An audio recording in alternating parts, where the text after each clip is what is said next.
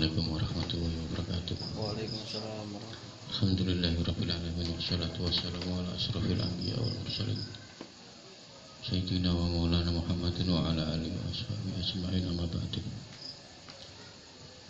Tahadzurin Nabi Mustafa Muhammad sallallahu alaihi wasallam wa ila jami'i ikhwani min al-anbiya wal mursalin wa awliya wa syuhada wa shalihin. Aina makanu salikal ardi ila maghribiya wa bariya wa bakhriya khususan maulana Syamsul Qadir. Sayyid Ali bin Abi Bakar As-Siddiq.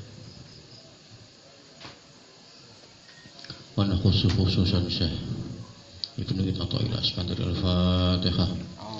A'udzu billahi minasy syaithanir rajim. Bismillahirrahmanirrahim. Alhamdulillahi rabbil alamin arrahmanir rahim maliki yaumiddin. Iyyaka na'budu wa iyyaka nasta'in ihdinas siratal mustaqim siratal ladzina an'amta 'alaihim ghairil maghdubi 'alaihim waladdallin. I'lam ya hada iyyaka. I'lam itu semalam ininya ya apa namanya? Dengeken gitu. Apa namanya itu ya, ketahuilah ya. Ketahuilah ya hada iyyaka.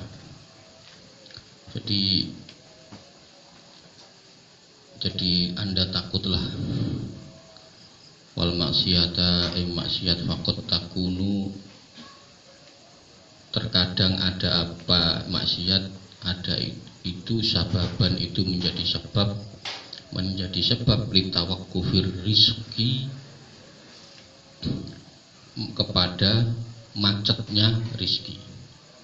Jadi maksiat itu terkadang bisa menghentikan rizki. Itu fatlub, maka carilah minallahi, dari Allah, apa yang kita cari, apa taubah, maka segeralah bertobat. Ketika Anda melakukan maksiat, maka segera bertobat. Fa'in kubilat, maka diterima apa tobat kamu. Kita bersyukur ya ketika kita melakukan maksiat terus kita bertobat terus diterima. Wa illa, apabila tidak diterima tobatmu, fastaghis billahi, maka meminta tolonglah kepada Allah Subhanahu wa ta'ala. Jadi jelas bahwa rezeki itu maksiat itu bisa menghalangi rezeki.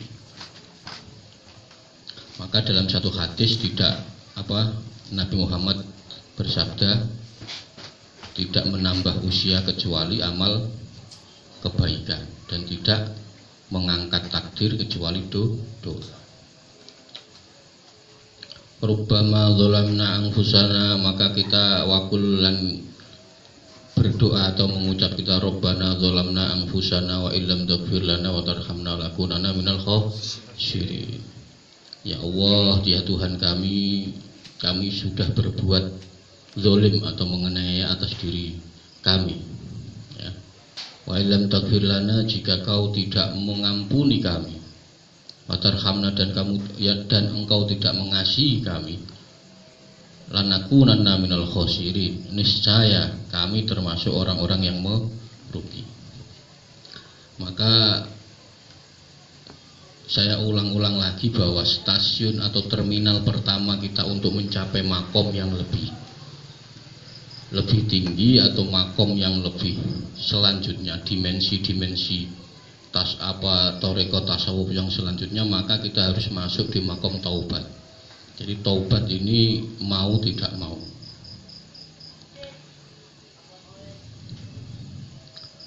Wala takun kaman ata alaihi arba'una sanatan walam yaqra babuwahi qattu. Walam takun, dan jangan ada kaman kayak orang ata yang mendatangi alaihi ingatasi kepada orang tadi arba'una sanatan, umur 40 tahun. Walam yakro, dan tidak pernah mengetuk atau tidak pernah mengetuk pintu ya, mengetuk babawahi ing pintunya Allah Subhanahu wa ta'ala, kotlan sama sekali, kotun sama sekali. Jadi orang sudah berumur 40 tahun tapi tidak pernah mengetuk pintunya Allah sama sekali. Nah ini agak masalah ini ya. Maka dalam hadis kenapa dijelaskan bahwa maksiat itu termasuk bisa menghalangi rezeki itu adalah seorang yang terhalang dari rezeki itu lantaran dosa yang dilakukan. Itu rawahu Ibnu Majah dari Imam Ahmad. Jadi apa yang ada di sisi Allah tidak dapat diraih dengan murkanya. Nggak bisa Anda ingin membuka pintu Allah tapi Anda melakukan maksiat, nggak bisa. Maka mau tidak mau Anda harus melewati pintu yang Allah kehendaki. Maksudnya Allah kehendaki itu pintu-pintu kebaikan. Yang dimaksud rezeki di sini adalah mencakup semua, ya. Rezeki itu bukan hanya harta, tapi rezeki di sini dimaksud meliputi segalanya. Jadi ada jenis termasuk harta, keberkahan, keselamatan, pengetahuan kita atas apa saja itu juga termasuk rezeki. Keselamatan kita itu juga termasuk rezeki. Dan juga kebijaksanaan. Jadi maka semakin kita itu mendekatkan diri kepada Allah Subhanahu wa taala, maka keselamatan pengetahuan kita akan bertambah. Kebijaksanaan kita akan bertambah. Wala takun kaman ata alaihi arba'una sanatan walam yaqra babuwahi qattu. Nah, ada orang umur 40 tahun tapi sama sekali belum pernah mengetuk pintu Allah Subhanahu wa taala. Intinya kita tidak pernah bertobat. Nah, ini ada rahasia kenapa umur 40 tahun, ya. Kenapa harus 40 tahun? Ya, sesungguhnya penyempurnaan akal manusia itu terwujud ketika usia itu mendekati 40 tahun. Nah, 40 tahun itu termasuk periode atau masa-masa yang penting. Karena Nabi itu diutus juga pada umur 40 tahun. Jadi apabila dia sudah dewasa dan umurnya sampai 40 tahun, ya, beliau berdoa, ya Allah, ya Tuhan kami, bimbinglah aku untuk bisa mensyukuri nikmat-Mu yang telah Engkau berikan kepadaku dan kepada ibu bapakku. Ini umur 40 tahun. Maka umur 40 tahun itu termasuk umur-umur yang krusial. Jadi ketika Anda sudah mendekati 40 tahun, saya sarankan atau disarankan oleh Ibnu Athaillah segera mendekat.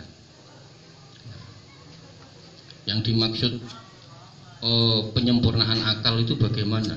Jadi orang yang berakal itu, nah ini perlu dicatat, ya. Orang yang berakal itu adalah orang yang memahami kadar perjalanan waktu, ya. Orang yang berakal itu orang yang memahami kadar perjalanan waktu.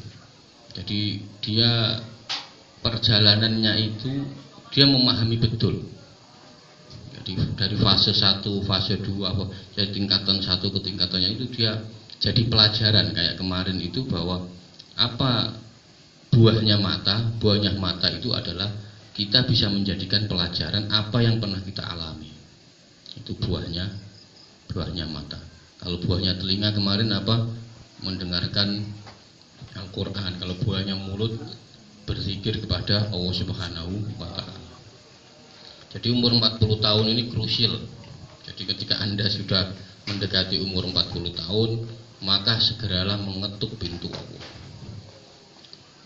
Wa aksaru ma yukhafu alaika su'ul khotimah wal iyadu billahi ta'ala. Nah, ada lagi kebanyakan atau ini yang paling ditakutkan darimu.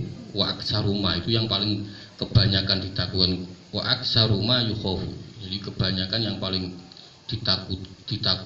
ditakutkan darimu itu adalah su'ul khotimah wal iyadu billah.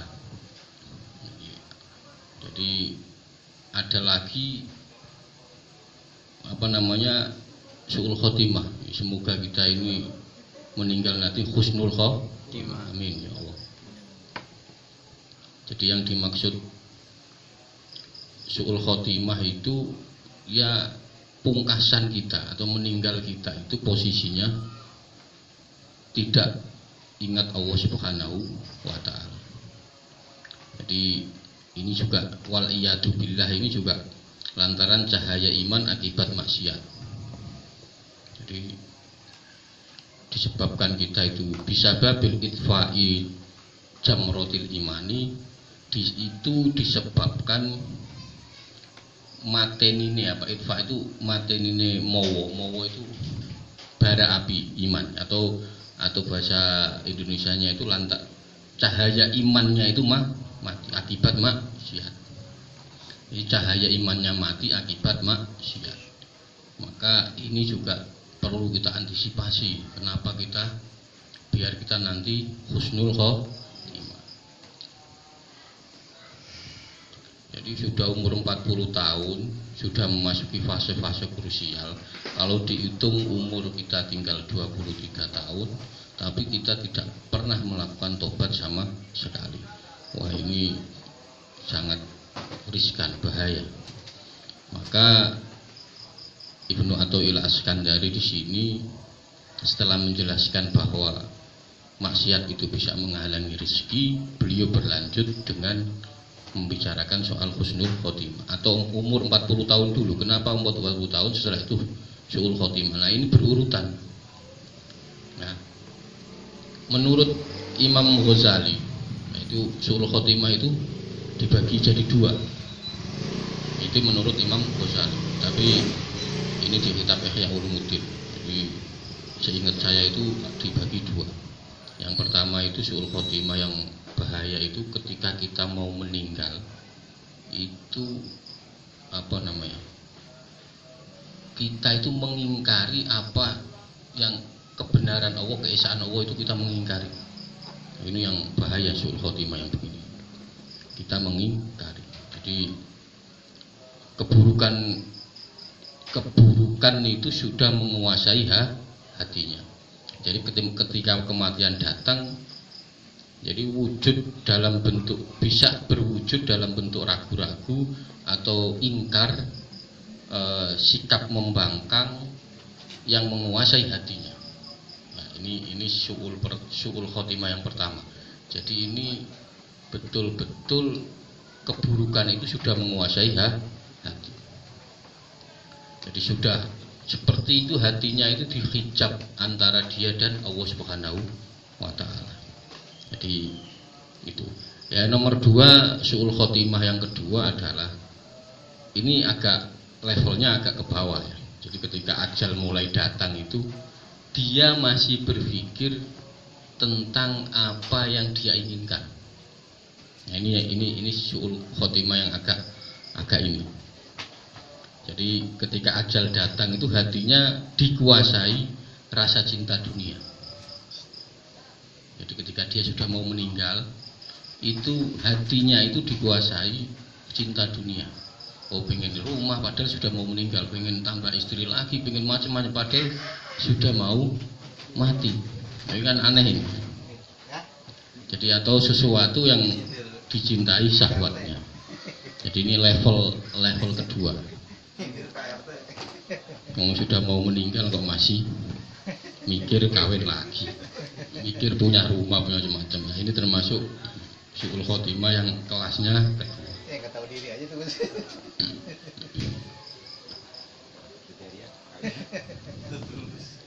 Wa ya'dan bu'ala dan bin hatta yaswadda al-qalbu min ghairi taubatin.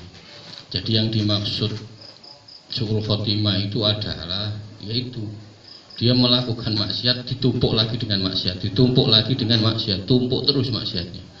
Maka dan tidak pernah bertaubat.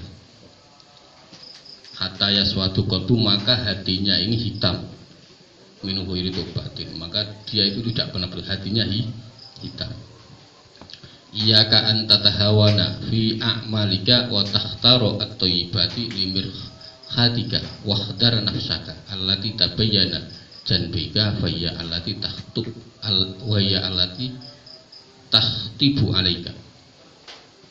Jadi ada lagi, kita itu kadang membuat gampang. Iyyaka an tatahawana, maksudnya tatahawana itu menganggap gampang. Fi a'malika wa takhtara at-thayyibah, dan kita bisa memilih sesuatu yang baik-baik limir khadika, kepada mirhadika itu artinya WC, jamban. Jadi kita itu hanya memilih ya kita yang enak-enak, yang itu yang terujungnya hanya dibuang di jamban. Ya, rata-rata kita itu begitu. Jadi itu rata-rata begitu. Wakhdar nafsaka wakhdar, maka takutlah kalian semua kepada nafsu Anda. Allati kang bayyana jan baika, kan ada di antara lambung kalian atau ada di antara kita itu faya allati tahtubu alaika. Faya maka utawi nafsu allati kang tahtubu kang iprik itu kalau bahasa Indonesianya itu mencari. Alaika ing atase sira summalatu fariqo sohibaha. Jadi nafsu, maka takutlah kalian kepada nafsu kalian. Nafsu Anda itu maka Anda harus takut. Kenapa? Karena nafsu itu yang terus mencoba, terus menggoda kepada kita. Sumalatafaro, maka dia tidak akan pergi kalau Anda tidak meninggal dunia. Itu nafsu terus ada. Nafsunya terus ada. Wasyaitonu yufariqu fi Ramadhan li'annahu tughullu fihi syayatin. Nah, berbeda dengan setan. Nah, kalau nafsu kan jelas. Nafsu itu tidak akan bergeser sampai Anda meninggal. Terus masih ada. Nah, wasyaitonu adapun setan itu yufariqu, itu minggat atau meninggalkan kita. Fi Ramadhan, di dalam bulan Ramadan. Li'annahu, karena setan itu taghullu, itu dibelenggu atau dirantai di dalam bulan Ramadan asyayatina, apa bira-bira setan. Berbeda dengan setan. Kalau nafsu itu akan selalu ada sampai Anda meninggal. Tapi kalau setan itu dia bisa pergi ketika bulan Ramadan. Nah, ini perbedaan nafsu dengan setan. Warubama tajidu man yaktulu fihi wa yasriku fahada min nafsin faida malas.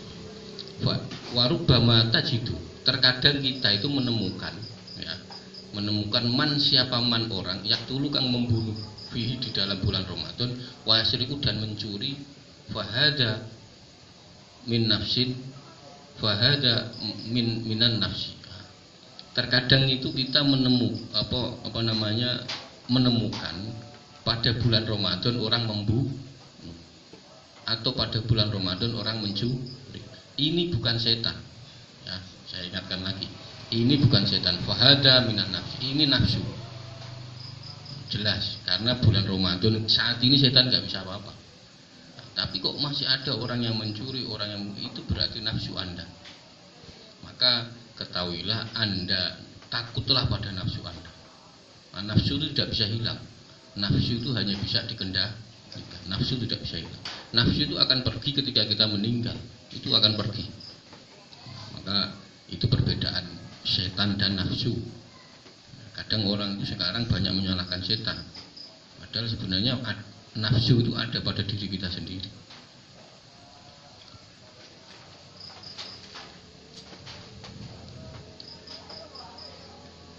Faida malat ila maksiati fadzakirha.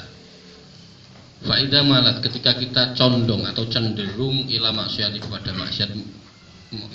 kepada perkara atau berbuat kemaksiatan, fadzakirha, maka ingatkanlah nafsu Anda nafsu Anda itu ingatkanlah bi'adzabillahi, dengan siksanya Allah Subhanahu wa taala. Ketika kita ini condong kepada maksiat, berbuat maksiat, maka ingatkanlah hati Anda dengan apa? Dengan siksanya Allah Subhanahu wa taala. Wal qati'ati, dan putus anillahi saking Allah taala, bisababi, sebab condong tadi.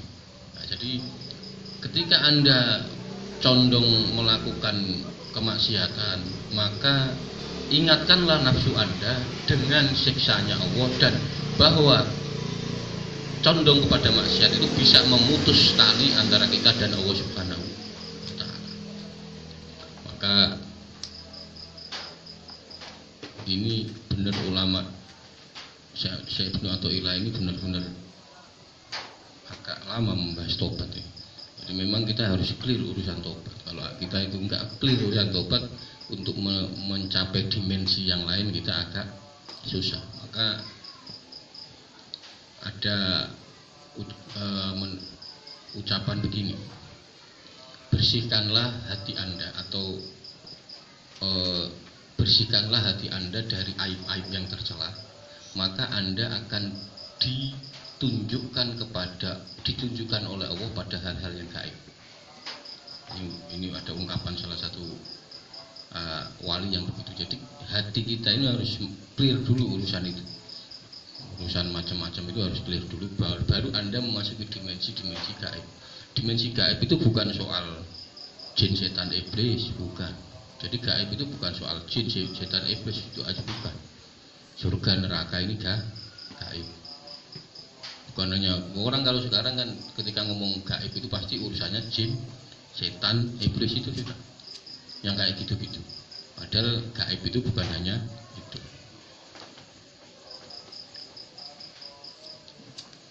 Pada bulan puasa kok masih ada orang yang membunuh dan ada orang mencuri, berarti itu bukan setan tapi nafsu. Wa idza malat, ketika kita tadi condong pada maksiat, maka segeralah ingatkan nafsu Anda kepada siksa-siksa Allah Subhanahu wa taala. Wal aslu al-masmum wal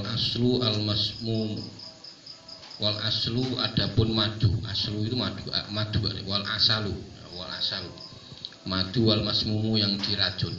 Jadi ada madu dikasih racun, yutroku maka meninggal kita ilmin, ketika kita mengetahui bisalawati sebab manisnya madu. Seumpama ada madu dicampur racun, ketika kira-kira kalau kita mengetahui itu, kita minum apa kita tinggal? Kita tinggal. Padahal itu madu. Lama fihi min wujudil ada. Karena kita tahu lama fihi, ketika kita fihi itu ada apa madu, min wujudil ada, wujudnya itu menyengsarakan. Ada itu maknanya ngelarake atau menyengsarakan. Jadi kita sudah tahu bahwa itu madu, kecuali kita nggak tahu ya. Maka ini perbedaan nanti kita, karena kita nggak tahu. Liqaulihi sallallahu alaihi wasallam, ad-dunya khulwatun khadiratun. Dunia itu khulwatun, manis ya. Khadiratun tur hijau. Jadi kita itu dunia itu memang manis semuanya. Khadiratun hijau-hijau. Wa yurwalan diriwayatkan pada hadis yang lain, aidun jaifatun qadiratun.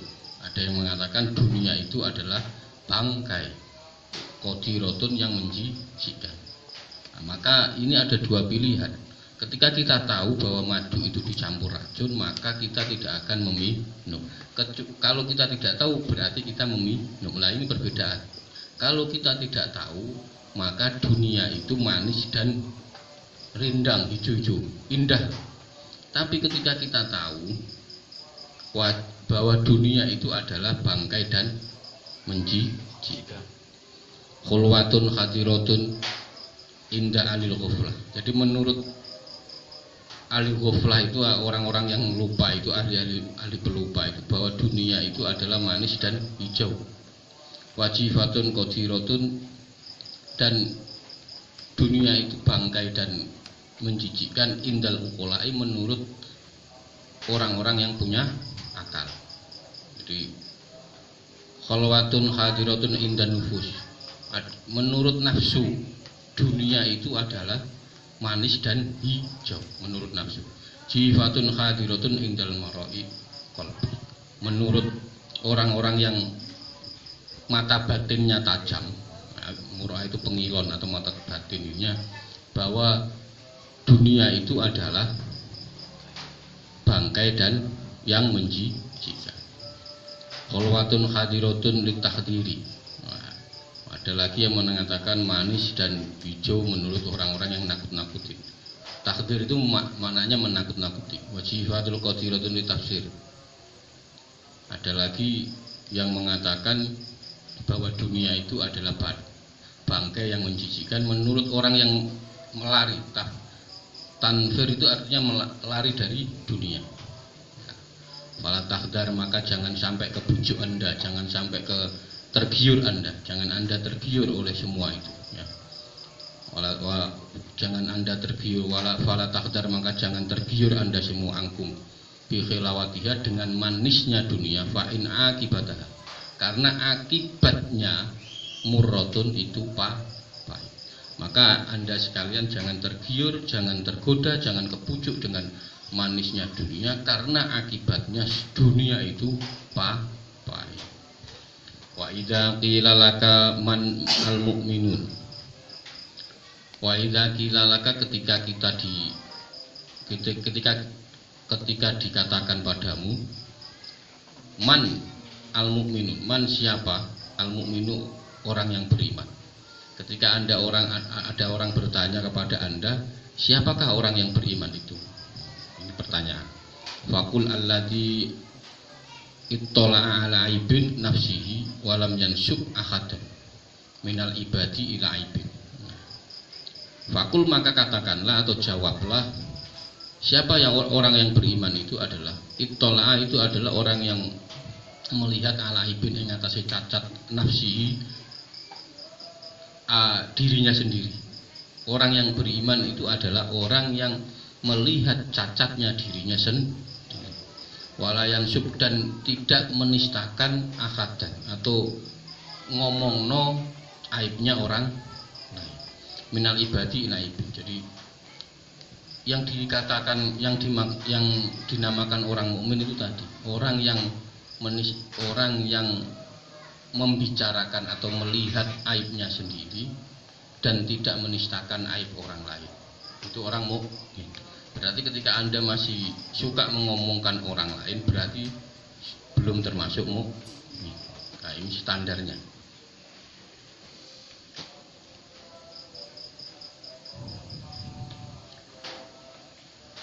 Fakul ahadan minal ibadi ila aibin wa idza qila laka, ketika dikatakan pada Anda semua, ketika dikatakan padamu, man al-madkhul, siapa orang yang hina itu? Man al-madkhul, ketika Anda ditanya siapa yang orang yang hina itu? Fakul, maka katakanlah atau maka jawablah atau katakanlah, alladzi yansubu al-ibadu. Alladzi itu orang, yansubu yang menistakan al-ibadah ing kaulo atau ing hamba, ila aibin kepada cacat, wayub riu dan membebaskan nafsu pada dirinya sendiri. Wa mimma tamada fi ahli zaman. Nah, terus yang dikatakan orang yang hina itu yang gimana? Ini pertanyaannya. Yang dikatakan orang yang hina itu yang gimana? Yaitu orang yang suka membicarakan atau menistakan orang lain, tapi membebaskan dirinya dari kenistaan. Jadi sukanya ngomongin orang, nyacat orang lain. Ini orang yang hina. Wa mimma tamadu fi ahlu zaman mimma ahli zaman mubasitatuhum wa mu'anasatuhum lil asina walau annahum abasu fi wujuhihim. Jadi saya ulangi lagi bahwa su'ul khotimah itu ada dua. Ini yang kita harus wanti-wanti, karena ini doa kita ini hanya ini, su'ul khotimah ini. Semoga kita ini jangan sampai su'ul khotimah. Jadi ketika su'ul khotimah itu dibagi menjadi dua. Jadi su'ul khotimah itu cahaya-cahaya keimanannya itu di hati ini sudah mulai hilang, itu bahaya. Maka Anda segera bertobat. Ini mau tidak mau standar. Maka ketika tobat itu punya dua keuntungan langsung. Yang pertama, rezeki Anda otomatis. Setelah itu Anda lebih dekat kepada Allah Subhanahu wa Ta'ala. Maka tanda su'ul khotimah itu yaitu tadi, ketika yang paling parah yaitu tadi dia, jadi hatinya ini sudah ada kayak ada hijab antara dia dan Allah Subhanahu wa Ta'ala. Hatinya itu Keburukan itu menguasai hatinya. Jadi kayak dia itu ragu dan mengingkari akan kemahakuasaan Allah Subhanahu wa taala. Itu suul khotimah. Yang kedua yang itu lebih rendah ya. Ketika ajal sudah datang itu kita mikirnya yang macam-macam.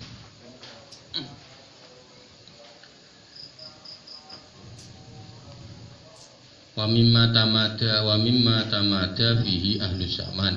Ya ini yang terjadi pada orang-orang sekarang, sukanya ngomongin aib orang tapi tidak mau mengkoreksi diri sendiri. Ya, ini termasuk orang yang hina. Ya, orang yang mukmin itu adalah orang yang menyacat dirinya sendiri. Menyacat itu kalau bisa jangan di depan orang ya, di depan Allah, maksudnya kayak kemarin. La majlisah itu tidak ada majelis yang manfaat kecuali hanya kita majelis kepada kita berhadapan dengan Allah, kita hanya mencela diri kita sendiri. Ya, ini yang dimaksud mukmin, orang yang beriman. Fakul alladzi yansubu al ibadah ilal aibu wa ibra'u. Itu kunci kita itu. Nah, sebenarnya kalau kita sudah masuk dimensi tobat, baru kita bisa masuk lagi ke makom-makom yang lain. Kalau Anda tobat ini belum masuk, belum selesai, Anda tidak akan bisa masuk ke makom yang lain.